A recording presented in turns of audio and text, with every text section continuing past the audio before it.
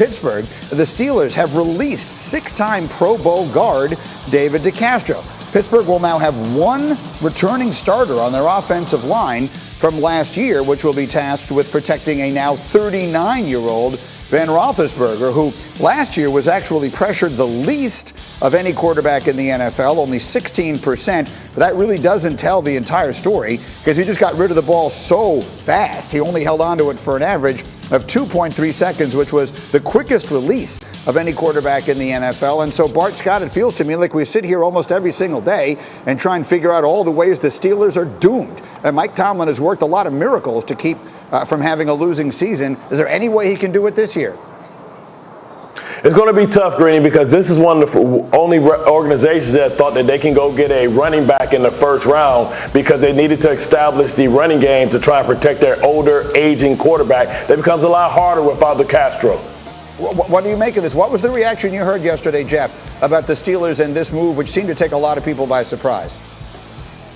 Well, yeah, I mean, the initial reaction is that, look, you're adding Trey Turner. Maybe he figures it out and gets healthy, but this is a team that will have four new starters. Then again, as Hembo points out, 2020 Steelers ranked 28th in pass blocking and 24th in run blocking.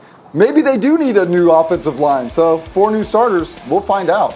Yeah, four new starters is not necessarily four worse starters. We'll see where it goes. And a reminder, they drafted Najee Harris, the superstar running back out of Alabama, in round one. So we'll see what direction they go. In the meantime, as we roll on, the NFL has some great young quarterbacks nearing their second contract.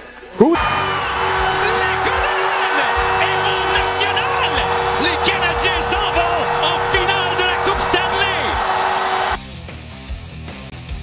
Ça c'est très bon. Montreal on the way to the Stanley Cup final. We will see if it'll be the Islanders or the Lightning they will face after Game 7 tonight. Meanwhile, to the NFL, repeat or retreat is the name of the game. Bart Scott, let's start with the Buffalo Bills. Will they repeat or retreat in the AFC East? Well, Greeny, this is definitely a repeat. I understand that the Patriots have a lot of people coming back from last year that opted out. They also, have had a great offseason. But ultimately, I think the Bills are pushing the AFC for the number 2 team in the conference. Josh Allen, can he be an MVP candidate? I think they repeat this time, Greeny. Jeff Darlington to the AFC South. Do the Titans repeat or retreat? They repeat, and I don't want to hear it about the Colts anymore and Carson Wentz and how they're all of a sudden going to dominate the NFL like we forgot what Carson Wentz was doing. Look, Julio Jones coming to Tennessee is a big deal. He's just replacing, in my opinion, Corey Davis. This is a team that is set up each year to win because of Mike Vrabel and the culture that he has created in Tennessee. There will be a consistent winner in Tennessee. They will repeat as division champs this season. I'm with that. How about your old division, Bart, the AFC North? Steelers, repeat or retreat? Things just went from bad to worse, knowing that he not only lost Pouncey, but now he's lost, DeCastro. I think it's going to be tough sledding. I think they're the third best team within the division, being pushed by the Cincinnati Bengals, Greeny. They are definitely going to retreat. We will talk about David DeCastro in just a moment, but first we'll talk about this guy. That's Tom Brady. He's 43 years old. He's the defending Super Bowl champ. He was on the Late Late Show with James Corden the other night, and he had a lot of things to say, including this about what he still has left to prove. It's hard to walk away from something that, you still feel like you can do and you want to do. So It's not about proving it to others, right, what you could do. It's more about proving it to yourself. And I still feel like even though I'll be 44 this year, I still have a chance to still, prove it to myself that I can still do it at 44 because I've really worked to a point where I can, still do it at this age. It's a really good interview. I remain fascinated by the music that they chose to put behind it, but it was a very good interview. There's Bart Scott and Jeff Darlington this morning. So Jeff, you've been around Brady as much as anybody, and there he is talking about still having something to prove, at least to himself, coming back at 44. Is there any reason to think that this isn't indefinite in his mind?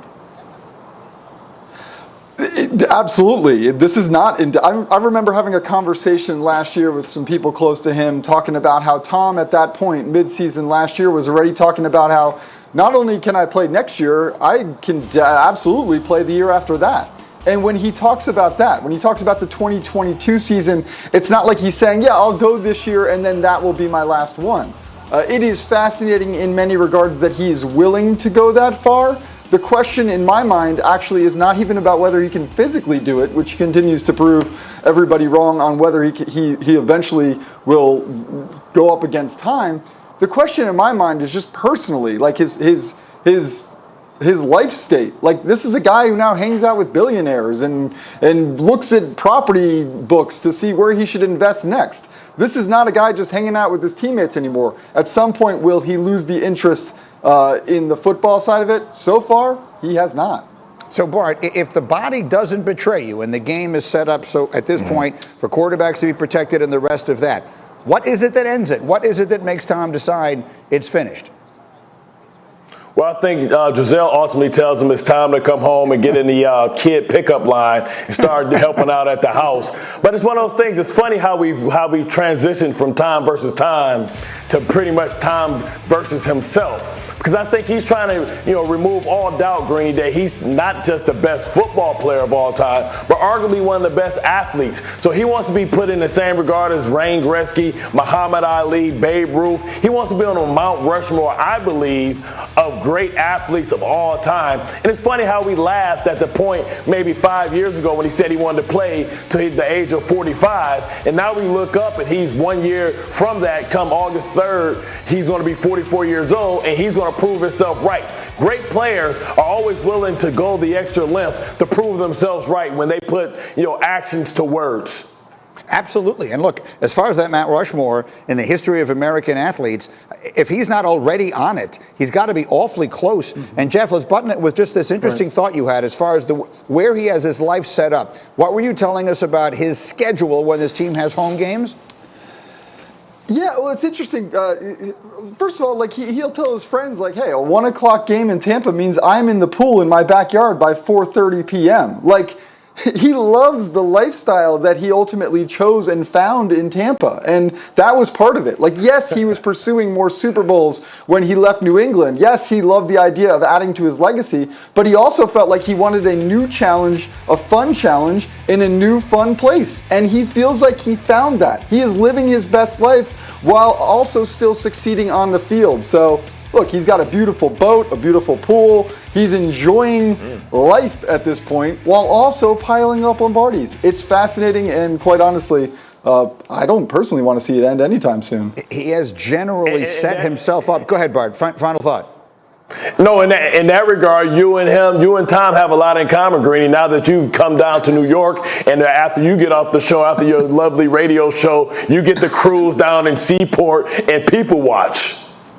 Listen, That's I'm right. busy listening to Bart and Hahn on ESPN Radio. I know what you're talking about. I'm listening to you and stealing all your takes for the following day. In the meantime, I want to get to a take you had earlier today, and that was about David